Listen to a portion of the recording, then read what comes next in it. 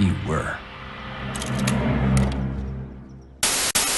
Recently, I've been enjoying playing through the re-release of Red Dead Redemption, getting to experience the masterfully told story of John Marston again for the first time in a long while, as I think the last time I tried to play it, my PS3 sounded like it was about to explode. It was also at about this time last year that I did a video revisiting the series precursor, Red Dead Revolver, and at the end of that video I said that maybe I would also revisit another Western game that came out in that era, 2005's Gun, developed by Neversoft. Yeah, the same studio that made Tony Hawk's Pro Skater, and one of the best Spider-Man games of all time. Another one taken down by your friendly neighborhood Spider-Man. It's a game that I've got a fair bit of nostalgia for, as it was among the games that I played on my first PC, along with Fable. Most of the footage in this video is from the PC version of Gun, but I'll also be looking at the other releases of the game too. So let's mount up and take a look at Gun, shall we? It was a summer a dozen years ago now. Part of what makes Neversoft's Gun interesting to look back on is that it was somewhat of an ambitious title and concept for the time, with the game being a Western-themed open-world game. At this point in time, open-world game design was still in its early stages, with Rockstar Games having paved the way with Grand Theft Auto, and many developers were starting to experiment with open-world design, such as Naughty Dog's 2003 Jak 2 Renegade. Well, that explains your charming sense of humor. The idea of a Western-themed game wasn't new by any means, with a few notable titles being LucasArts' Outlaws in 1997, running on the same engine as Star Wars Dark Forces, and the strategy series Desperados. On PlayStation, there was a neat-looking light gun game called Gunfighter, and even Duke Nukem Time to Kill had a fun little Western level. The game's project lead claims no one else was making Westerns at the time, which wasn't entirely true, as about 18 months earlier in May 2004 saw the launch of Red Dead Revolver, and a few months before that was a fun first-person shooter called Dead Man's Hand. A more truthful statement is that no one had really attempted to make an open-world Western yet, with the only previous example I guess you could say being Alone in the Dark 3 in 1995. From a certain point of view. Call of Warriors had also been announced at this point and was in development, and a few months before Gun saw the release of the criminally underrated Western horror Dark Watch. Compared to Red Dead Revolver and most other previous Western games, Gun took a much darker and gritty approach with its tone and storytelling, with the developers citing the TV show Deadwood as an inspiration, and they even brought in some fairly big actors in to voice some of the cast, like Thomas Jane, Ron Perlman, Lance Henriksen, and even Brad Dourif. Late is the hour in which this conjurer chooses to appear. The story sees you taking on the role of Colton White, with the story starting out along the Missouri River on a hunting trip with his father, that serves as the game's basic tutorial to the controls and combat mechanics. Disaster then strikes as Cole's father is killed during a bloody massacre on board a steam ferry, which reminds me of another game for some strange reason. Do you remember Hattie McCourt's face? Who? She was a girl Dutch Vanderlyn shot in the head on that raid on the ferry a few years back. Same one you got shot on. What then follows is a mostly entertaining revenge story as Cole travels across the Old West hunting down the crooked preacher Reed and his employer Magruder, who are tracking down a lost Indian city of gold.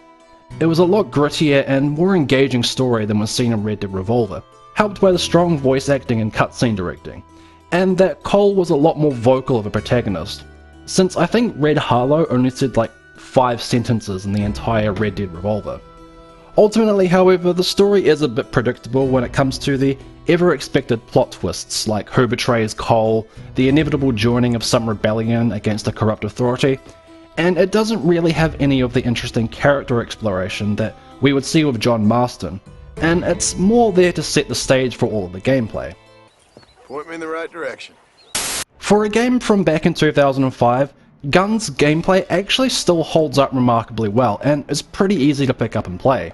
It's a third-person shooter with completely free aiming controls, using either the mouse on PC or right analog stick on consoles to aim, and you can even aim in first person with certain guns.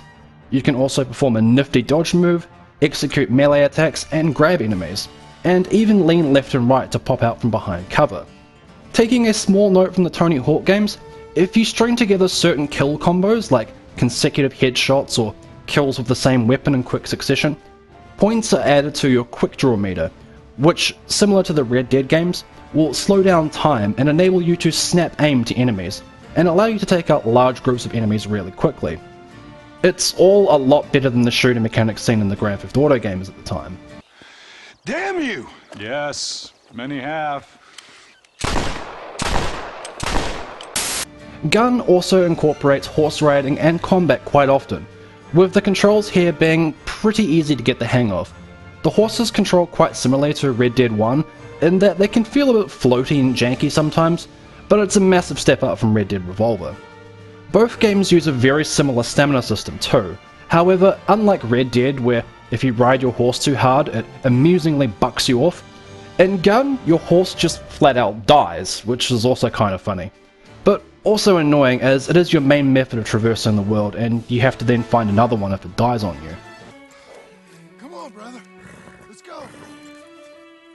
Give me a sec.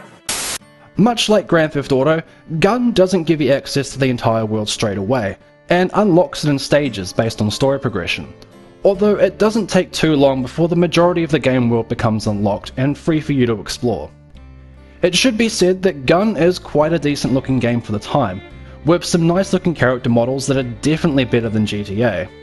There are some effects like explosions that don't look that great now, but overall the game captures the Western aesthetic quite well, with a decent sense of scale in certain areas, as well as a nice draw distance, that can interestingly be turned off on PC, I'm assuming to improve performance back on old PCs. The game also has a really good soundtrack too, with some tracks feeling very cinematic and epic that pair well with the action, along with some more laid-back tracks that play during exploration, that feel a little reminiscent of the music from Firefly. Testing, Captain, can you hear me? I'm standing right here. You're coming through good and loud. Because I'm standing right here. One of the first upgrades you're going to want to buy is the pickaxe, which lets you mine pockets of gold hidden throughout the world, which is actually a fun little way to encourage player exploration of the world. And this money can then be used to purchase numerous other upgrades like weapon damage, ammo capacity, and health upgrades. Upgrade stats can also be acquired by completing the fairly numerous amount of side missions that become available after certain story missions. And to be honest, it's actually with a lot of these side missions where the game gets most of its mileage from, as the story campaign is pretty short, and there's quite a bit of variety with these side missions too. There are time trial delivery missions, peacekeeping missions for law enforcement that see you taking out enemies in various little scenarios like store holdups and back alley shootouts. There's bounty hunting from wanted posters that offer high rewards for capturing targets alive, and there's even missions herding cattle. Everyone's favourite part of Red Dead, I'm sure. This isn't last time. Last time with cows.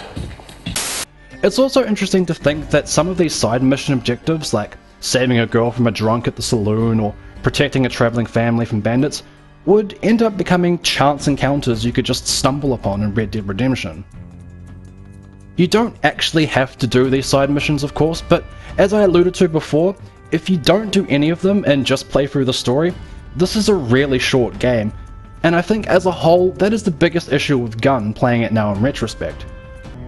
Is that right? Many of the story missions are very exciting, with some explosive shootouts and memorable set pieces, like the assault on Empire City with the rebels, and some light stealth missions like a prison escape from a fortress, and the combat remains engaging and satisfying throughout the campaign. But there is definitely a rushed feeling to the game's pacing, especially in the later half, where in one mission there is a very abrupt end to a cutscene, and the game then just drops you into the middle of a large-scale battle that's already in progress. See, Arthur? Even you make mistakes sometimes. The other aspect that I feel lets Gun down in retrospect is its open world design, in that it's actually a really small open world. Even at the time, a game like Jak 2 had a much larger open world. If I had to be generous, I would say that Gun's open world is roughly about the size of Hannigan's Stead in Red Dead Redemption, which, as you can see, is only a small section of that game's world. This unfortunately means that if you end up doing a lot of exploring and completing side missions early on when the world opens up, you will end up seeing almost all of the map within the first couple of hours, which can lead to a feeling of repetition seeing how small the world is. and everything feels really crammed together instead of feeling vast like how I imagined they wanted. In one early mission, a character says that Dodge City is about a day's ride on horse through the valley, whereas in reality, oops there goes gravity, it's about 20 seconds.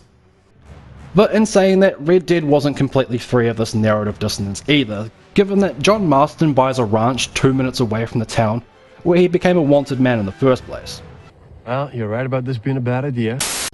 However, I feel that part of the reason why the game suffers a bit in terms of length and scale is likely due to Neversoft's inexperience with open world games, and also the fact that the studio was split into two teams at the time, with one working on Gun and the other working on Tony Hawk's American Wasteland, which interestingly was another attempt at them making an open world game.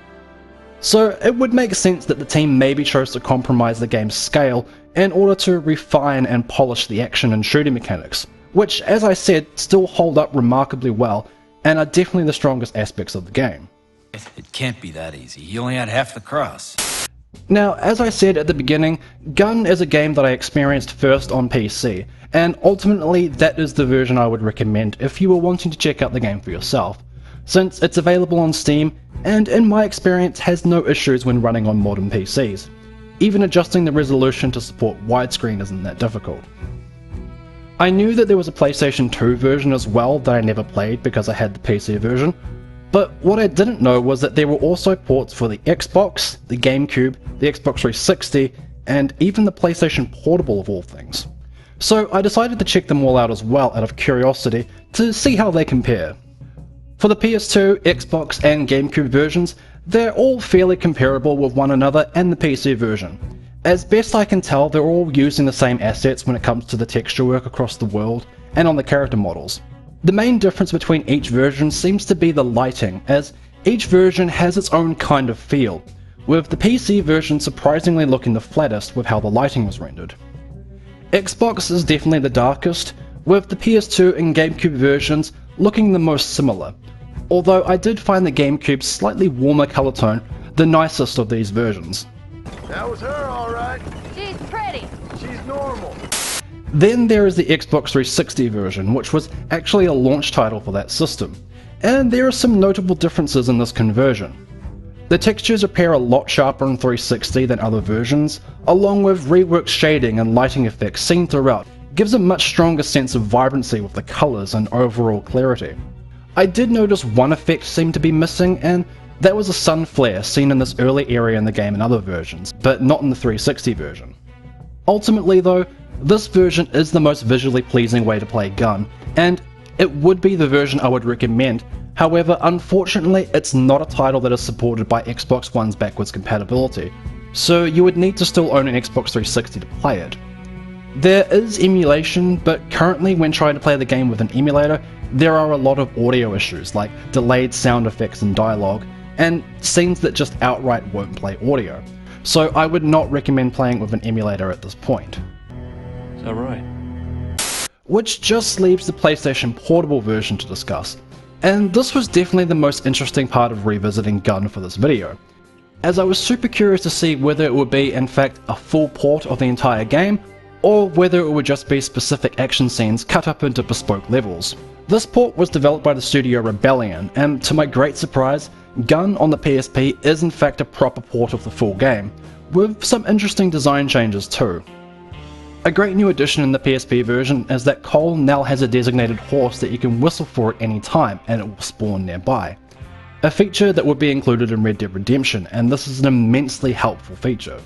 The game's pacing is also changed quite a bit from the other versions, in that now between certain story missions, the game now makes you play through a handful of new missions that you need to complete before the story will continue, with some of these being repurposed side missions from the original, and some being completely new for this version.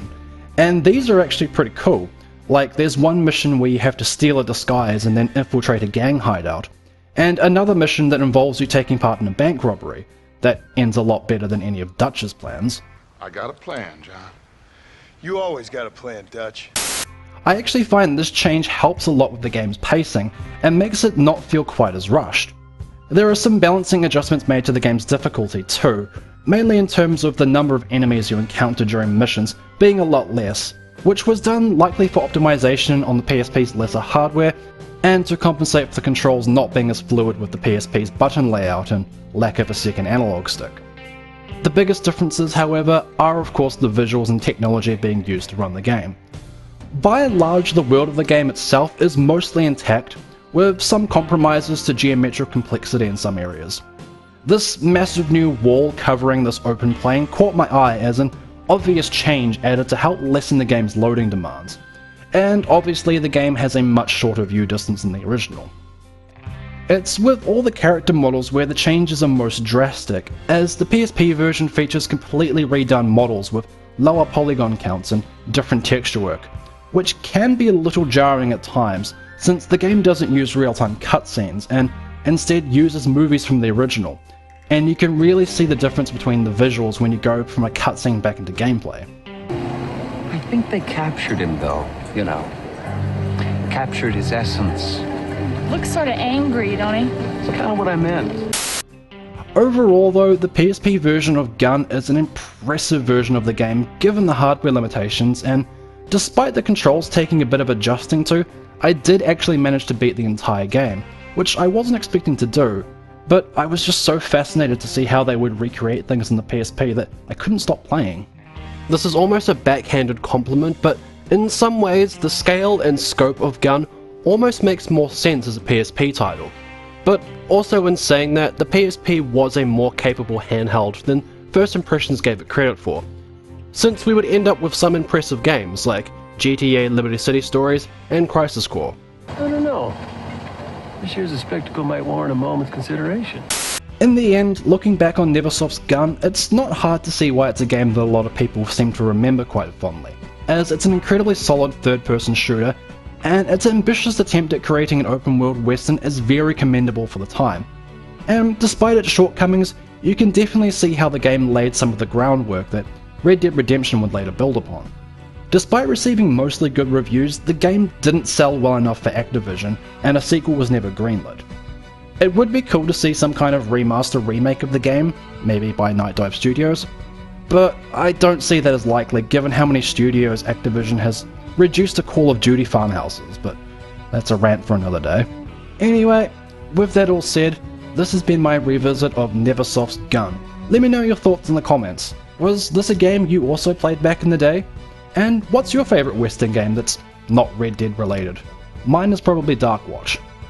Don't forget to like and subscribe, and if you're feeling generous, you can support me on my Patreon. And until next time, stay safe out there everyone, keep an eye out for Gavin, and I'll see you all in the next video. You kill me and your soul will be as cursed as mine! This is for Jenny.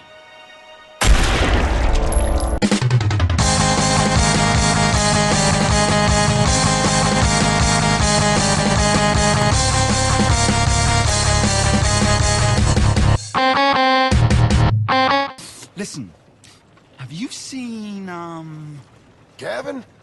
You still on this? Yeah.